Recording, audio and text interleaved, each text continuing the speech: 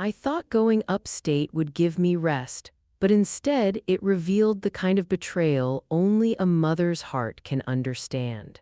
After one of the most exhausting weeks I'd had in years dealing with stress, noise, and problems that refused to let my mind rest, I finally told myself enough. My small house upstate had always been the one place where my soul could breathe again. I needed that peace, even if only for a weekend. So I packed a light bag, locked my apartment, and headed north, believing I'd find calm waiting for me. But peace was the last thing I found. The moment my car rolled up to the front gate, my whole body stiffened. There they were, my son Robert and his wife, Sarah, moving my belongings out of my home like it was some clearance sale. A large moving truck sat in the driveway, half filled with my furniture, my decorations, even boxes I hadn't opened in years. They were moving my life without me. For a moment, I couldn't breathe. I simply stood there gripping the steering wheel, watching the scene unfold like a nightmare I couldn't wake from. Robert lifted a heavy box and shoved it into the back of the truck. Sarah marched in and out of my house with my things in her hands, my lamps, my cushions, the wall art I chose carefully over the years, not stolen in the dark, not hidden, but taken boldly in broad daylight. I stepped out of the car slowly. They hadn't seen me yet, and as painful as it was, I knew I needed proof. If I confronted them right away, they would twist everything. So with trembling hands, I reached into my purse and pulled out my phone. I recorded everything, every trip in and out of the house, every item tossed into that truck like garbage. Every sign of their confidence, as if they truly believed they had the right. My heart ached most when Sarah walked out holding a small framed picture, my mother's portrait. She placed it carelessly on top of a pile of boxes. Something inside me cracked, but I stayed steady. I kept recording. I didn't give in to the pain, not yet. After several minutes, when I had gathered enough evidence, I finally approached them. Each step felt heavier than the last. Robert looked up first. His face instantly lost all color. Sarah froze on the doorstep, clutching another box. I didn't say a word. I didn't have to. The look in my eyes said everything. And in that moment, they both knew I had caught them in the act. But what I found inside the house after stepping past them hurt far more than seeing them steal my belongings. I thought catching them outside was painful, but stepping into my own house showed me the real depth of their betrayal. The moment I stepped past Robert and Sarah, I felt something inside me shift, like the air itself knew what I was about to discover. My feet hesitated at the doorway, but I forced myself to walk in. It wasn't just my house, it was a lifetime of memories packed into these walls. And seeing what they had done to it, that hit harder than any argument ever could. My living room looked like a storm had torn through it. Drawers were open, cushions were tossed aside, and shelves stood empty. They weren't just taking things, they were stripping my home. Removing pieces of my life with no hesitation, no respect, no shame. I stood there silently, trying to gather myself, trying to understand how the child I had raised through loneliness, sacrifice, and tears could stand by and allow this. How he could take part in it, how he could let someone drag my belongings out like trash. Robert followed me in slowly, but he didn't speak. He didn't apologize. He didn't even look sorry. He just stood there, breathing hard, like he had been caught doing something he wished he could hide. Sarah, on the other hand, walked in with her usual boldness. "We were just helping," she said, as if the scene in front of me was nothing more than a minor misunderstanding. "Helping?" I repeated, my voice barely above a whisper. Sarah crossed her arms. Your place is too big for you now. We thought it would be better to move some things, organize, prepare you for something smaller. Smaller. That word alone felt like a slap. I didn't ask for any help, I said, steadying my voice. She shrugged, unbothered. Sometimes older people don't know what's best for them. Older people. That was when I looked at Robert, really looked at him. His eyes darted away as though he couldn't face me. He knew what they were doing was wrong. He just didn't care enough to stop it. And in that instant, I realized something. This wasn't sudden. This wasn't accidental. This was planned. I took a deep breath and opened the door to the guest room. Empty, the dresser gone, the closet bare, the blankets I had saved to give to my grandchildren one day missing. My heart ached in a way only a mother would understand. The betrayal wasn't just in the furniture, it was in the intention. This wasn't about helping me, this was about removing me from my own life. Slowly, I turned back toward them. Tell me the truth, I said. Why are you doing this? They didn't answer, they didn't have to. Their silence was louder than any confession. But the answer to that question, the real reason behind their actions, came from a source I never expected. If their silence felt unsettling, what came next shook me even deeper, because it revealed exactly how far they had already gone behind my back. I stood there, waiting, hoping for at least one honest word from them. But neither Robert nor Sarah said a thing. It was as if they were silently preparing their excuses, searching for a way to spin this into something acceptable. But nothing they said could have erased the sight of my belongings being hauled away like unwanted debris. I walked past them and headed deeper into the house. Every step revealed another layer of the truth. My kitchen cabinets were nearly empty, my dishes were stacked in boxes by the door. Even small things like the old teapot I used every morning were gone. They hadn't just packed the big furniture, they had taken everything they could carry. I closed my eyes for a moment, trying to steady my breathing. A mother can forgive many things, but this wasn't a mistake. This was a decision. Behind me, I heard Sarah sigh impatiently. You're overreacting, she said. We're trying to help you downsize. You're alone. You don't need all this. I turned slowly. And who told you that? She gave a small laugh. Well, look at you. You can't manage this place forever. We're thinking long term. There it was again, that tone, that arrogance, that belief that she somehow knew what was better for me than I did. But something else bothered me. This wasn't just about downsizing, this was bigger. Robert finally stepped forward, rubbing the back of his neck like he always did when he was guilty. Mom, things are tight right now. You have space. You have stuff you don't need. My eyes narrowed. And you think that gives you the right to decide what happens to my things? He swallowed hard. We thought. No, I cut in. You didn't think, you acted.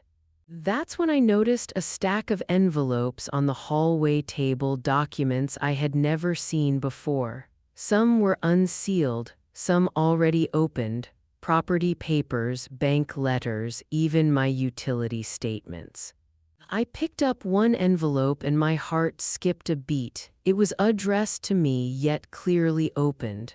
Why, I asked quietly, are you going through my mail? Neither of them answered. I opened another envelope. It was a letter regarding the estate, information about my late husband's assets. My hands tightened around the paper as realization washed over me. They weren't moving my belongings. They were preparing for something else. Something far more calculated. I turned to Robert. How long have you been going through my documents? He looked away, and that silence told me everything I needed to know. But the truth behind those opened letters, the truth about what they were planning, didn't surface until I confronted the one person who had warned me long before. Those opened envelopes weren't accidents. And the person who finally revealed the truth to me wasn't Robert or Sarah. It was someone who had seen this coming long before I did. I stood there holding the opened documents, my fingers trembling as the weight of their betrayal pressed against my chest. These weren't harmless letters or casual mistakes. These were financial papers, property details, legal notices addressed only to me, and they had gone through every one of them. Robert shifted uncomfortably, but Sarah didn't flinch. She just folded her arms, her chin raised like she had every right to rummage through my life. "We were checking to see what you needed help with," she said calmly, as if digging through private documents was the same as checking a grocery list. "Help?" I repeated. She nodded. "People your age forget things, bills pile up, responsibilities overwhelm you." There it was, their plans spoken aloud without even a hint of guilt. I felt something inside me boil.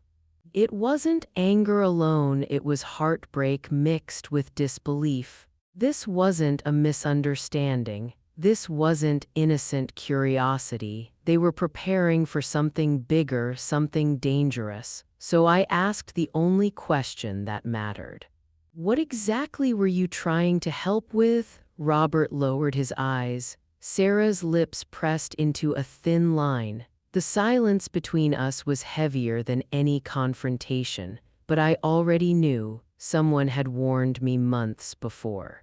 Someone who had seen their behavior shifting, their tone changing, their sudden interest in my affairs. So I pulled my phone from my purse and dialed the number of the one person who never sugarcoated anything, my lawyer, Helen. She picked up on the first ring. "Helen, they've been opening my mail." There was a long pause on the other end. Then she sighed softly, the way she always did when something confirmed her suspicions. "I told you they would try this," she said. Her voice alone steadied me. Helen had been with me through every struggle, from when my husband passed to sorting out the estate to making sure everything stayed legally protected. "What do you mean, try this?" I whispered, stepping away from Robert and Sarah. Helen didn't hesitate. "They've been fishing for information, looking for a way to challenge your ownership. They can't do it legally, so they're hoping you'll slip or they'll find something to twist." My heart sank. All the missing items, the opened documents, the forced downsizing, it was never about helping. It was about taking. I glanced toward Robert. His posture, the guilt in his eyes, the heaviness in his breathing, it all confirmed what Helen just said. They weren't planning to steal my furniture. They were planning to steal my future. But Helen didn't just give me answers. She revealed a secret hidden in my late husband's papers, something Robert and Sarah never expected. I thought I already knew the worst of it until Helen revealed a hidden detail in my husband's papers, one that changed everything. "Helen, what are you talking about?" I asked, pacing slowly across the living room. My hands were still shaking from everything I'd seen. Her voice remained calm, steady, almost too steady for the moment. "Your husband left something you never finished reading," she said. "A section of the estate documents you put aside years ago." I stopped moving. "I read every paper he left," I whispered. Helen's tone softened. "No, you skimmed them when you were grieving. You didn't see the handwritten addendum he tucked in the back. It wasn't legally required, but it explained why he structured the estate the way he did." My heart pounded. "What did it say?" She took a deep breath. "He wrote that he feared Robert might be influenced by the wrong people and he wanted to protect you if he ever strayed." My stomach dropped. It felt like the room tilted for a moment. My husband, who had known our son better than anyone, had seen something long before I ever did. "He wrote that?" I managed to ask. "Yes," Helen replied. And he also instructed that all properties, all accounts, and every asset linked to the estate should remain solely under your authority for as long as you live. My eyes drifted toward the hallway where Robert stood, still pretending not to listen but unable to hide the guilt in his face. Sarah leaned against the wall, her arms folded tightly, the annoyance on her face replaced by something else, fear. I whispered, "He protected me even after he was gone." Helen's voice grew firm. "Exactly, and that's why you must be extremely careful. Robert and Sarah aren't just moving furniture. They're trying to set the stage to argue you're unfit to manage the estate." I felt every word like a stone landing in my chest. Unfit, that was their angle, their strategy, their excuse for tearing apart my home. "They want control of the properties," she continued. "They want everything transferred early, and they're using your age as the justification." My knees weakened and I sank onto a half-empty box. So that was their plan, not help, not concern. But power masked behind a false smile and forced politeness. "But they can't succeed," Helen added firmly, "not unless you sign something, not unless you allow them to twist your situation." I clenched my jaw. They underestimated me. They thought my age made me weak, soft, easy to manipulate. But they forgot something: I had survived much worse in my lifetime. I stood up slowly, feeling a strength return that I hadn't felt in a long time. "I won't let them take what I built," I said, my voice steady again. And in that moment, I knew exactly what I needed to do next. But before I could take action, Sarah confronted me directly with a threat so shocking it revealed the true depth of their intentions. I thought I'd finally regained my strength, but Sarah wasn't finished. Her next words cut deeper than anything I'd heard so far. As soon as I ended the call with Helen, I took a long breath and prepared myself. I knew I needed answers, not guesses, not assumptions, but the truth straight from the mouths of the two people tearing my life apart. I stepped back into the hallway, and there they were, still hovering in the half-emptied room like shadows waiting to strike. Sarah was the first to speak. She pushed off the wall and walked toward me with that same expression she always wore when she wanted control. Chin high, eyes sharp, voice polished enough to hide her intentions. "You know," she said slowly, "things would be easier if you just accepted that you can't handle everything anymore." I didn't respond. I didn't trust myself to. She mistook my silence for weakness and pressed on. "You should be grateful we're stepping in," she continued.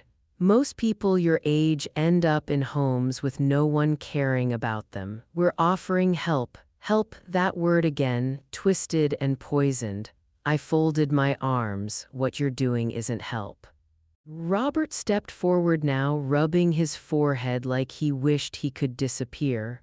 "Mom, listen, we just thought." "No," I cut him off. "You thought I wouldn't notice, or that I'd stay quiet." Sarah's smile faded instantly.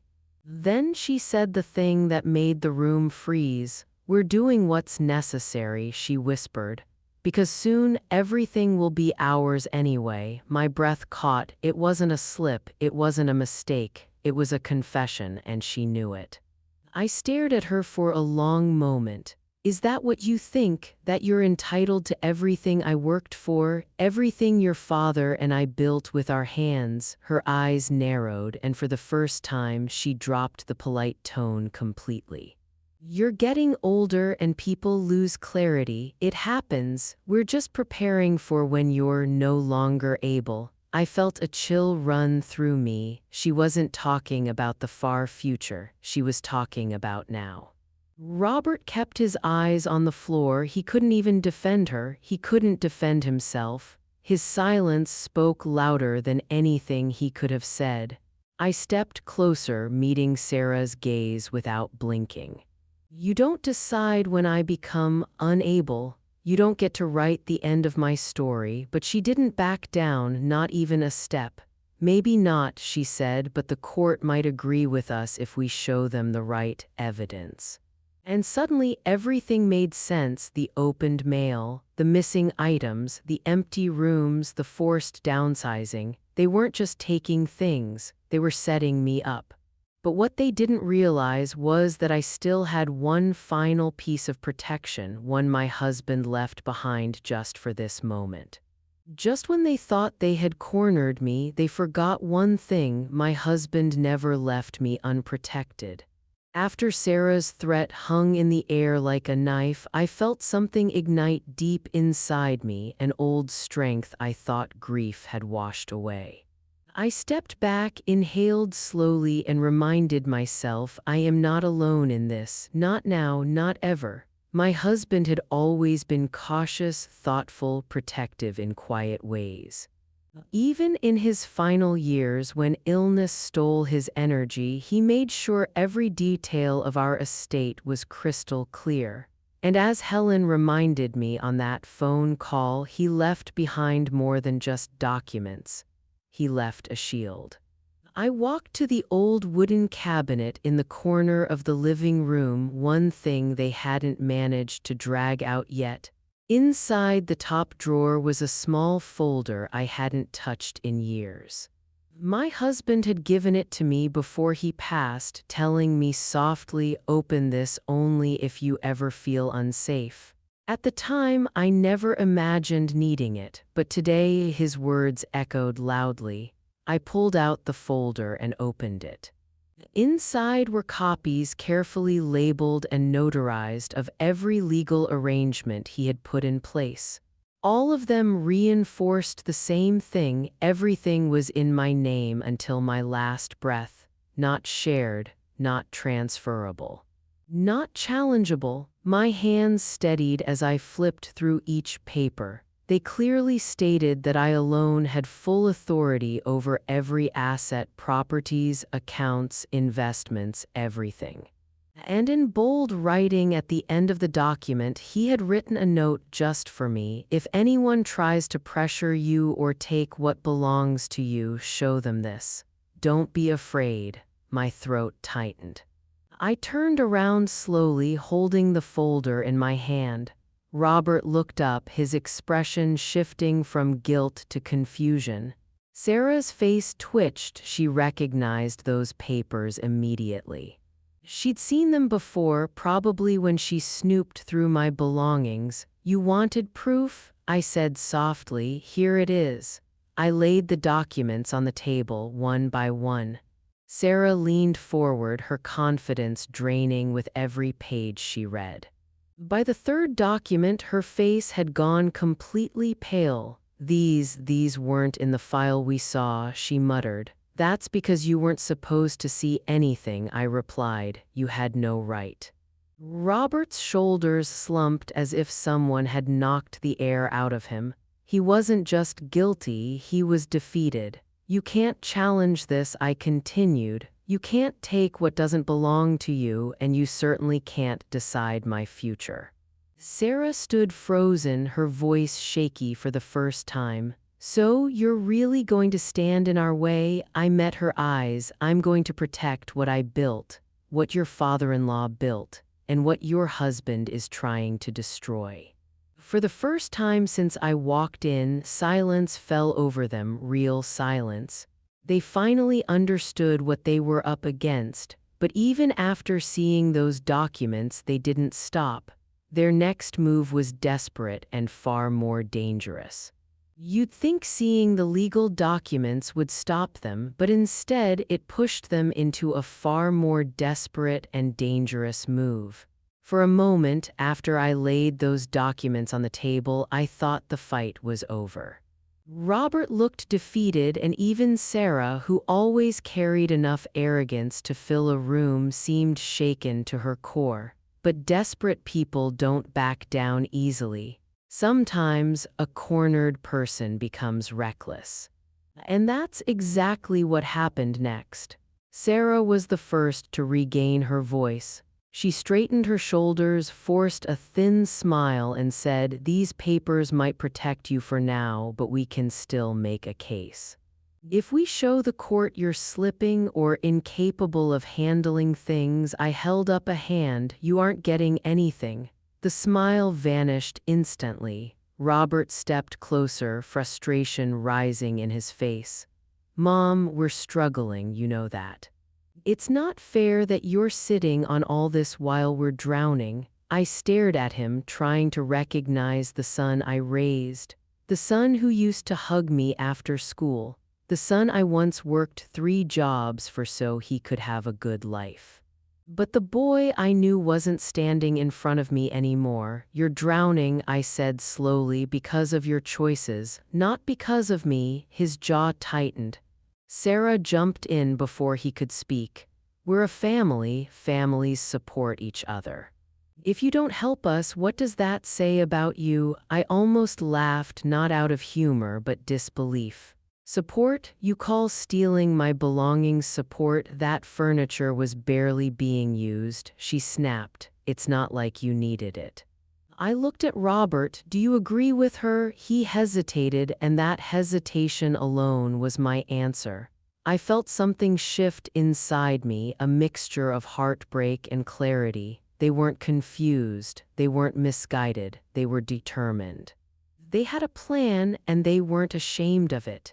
And then Sarah delivered the real blow. "If you won't sign things over now," she said coldly, "we'll find another way. There are legal procedures for elders who can't manage on their own." She said it with confidence, too much confidence. It hit me like a punch. They had looked into it, they had researched it, they had prepared for it. They weren't improvising, they were executing a plan to remove me from my own life. I stepped back, giving myself physical space from the poison in her voice. "You want to put me away," I whispered. "You want to claim I'm unfit." Sarah didn't deny it. Robert didn't either. And that silence was louder than any confession. I realized then that showing them the documents wasn't enough. I had to protect myself completely and quickly, because this wasn't just greed anymore, this was war. But just when their plan seemed unstoppable, someone unexpected stepped in, someone who had been watching all along. When I thought I was standing alone, someone stepped forward, someone who had seen more than I realized. Just as Sarah finished her threat, a shadow appeared in the doorway. It was Mrs. Alden, my neighbor. She had lived 2 houses down for nearly 15 years. Quiet, polite, barely ever involved in anyone's business. But today, her eyes were sharp, focused, and full of something I hadn't seen in anyone else that entire day. "Concern, is everything all right here?" she asked, stepping inside without waiting for an invitation. Sarah stiffened immediately. "We're fine," she snapped. "This is a family matter." Mrs. Alden didn't even glance her way. She looked straight at me, and the worry in her face nearly broke the tightness in my chest. "I heard raised voices earlier," she said gently. "And I saw that truck outside. I thought you might need help." Sarah's irritation was almost visible. "We've explained," she said sharply. "We're helping her move some things." Mrs. Alden raised an eyebrow. "Is that so?" Then she turned to me again.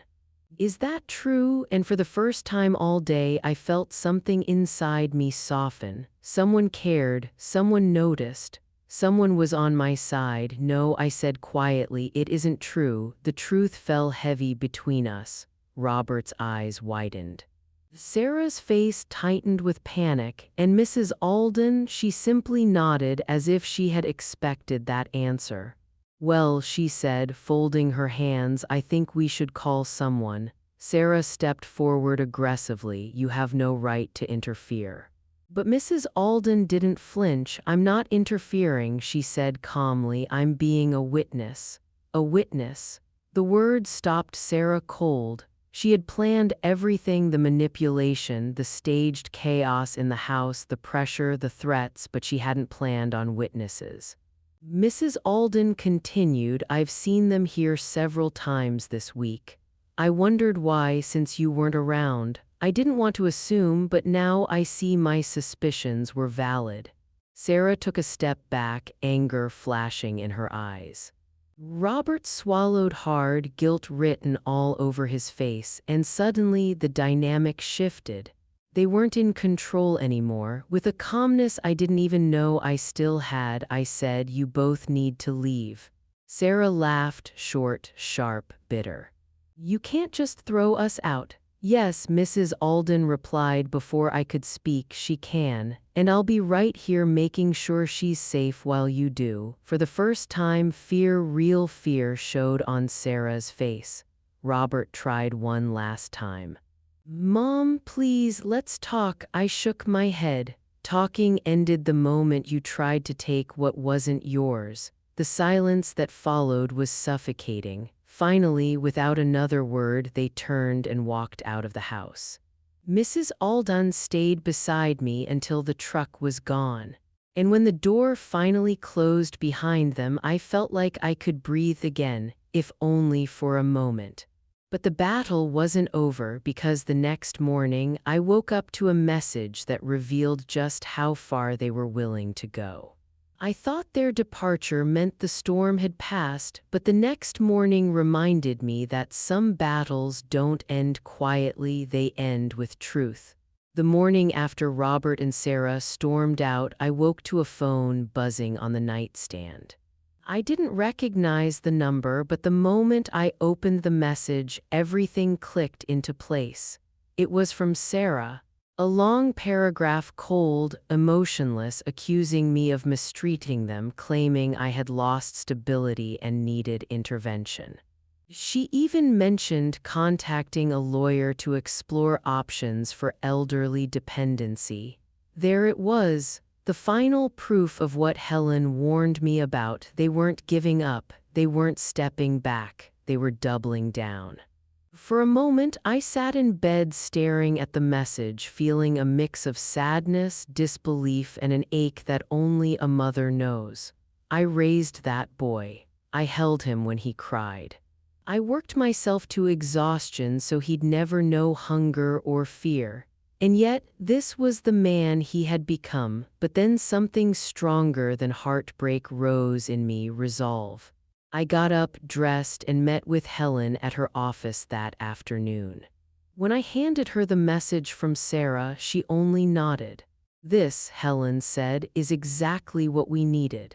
She gathered every document, every will, every property deed, every notarized letter my husband had left, every photo from the day they tried to take my belongings, and now this message. "Don't worry," she said gently. "If they try anything, they won't just lose the case, they'll expose themselves." I took a deep breath. "I don't want to destroy him," I whispered. "You're not," she replied. "You're protecting yourself." And suddenly I realized something I hadn't acknowledged all this time. Protecting myself wasn't selfish. It was necessary. A few days later, I received another message, this time from Robert, short, uncertain, almost childlike. "Mom, we need to talk." But the days of being manipulated were over. When I opened the door and saw him standing there alone, no Sarah, no arrogance, no stolen furniture, just a lost man carrying the weight of his choices, I felt a small crack form in my shield. "Mom," he said, voice trembling, "I'm sorry. I didn't know how far she'd go. I didn't know." I held up my hand. "Robert, I love you, but love does not excuse harm." He bowed his head, and for the first time since all this began, he looked like the boy I once raised. "I want to fix this," he whispered. "Then start," I said. "But know this, your father protected me. I will protect myself. And if you ever try to take what we built again, I won't hesitate." He nodded slowly. "I understand." And for the first time, I felt a glimmer of hope, not for my belongings, not for the properties, but for the chance that my son might find his way back. Because even after betrayal, a mother's heart never fully closes. If you've stayed with me through this entire journey, don't forget your voice, your choices, your strength matter. Never let anyone rewrite your story. Thank you so much for watching this story on Grandma's book. If this touched your heart, make sure to subscribe to the channel, leave a like, comment your thoughts below. I'd love to hear what you think, and hit the bell icon so you never miss another story. See you in the next video.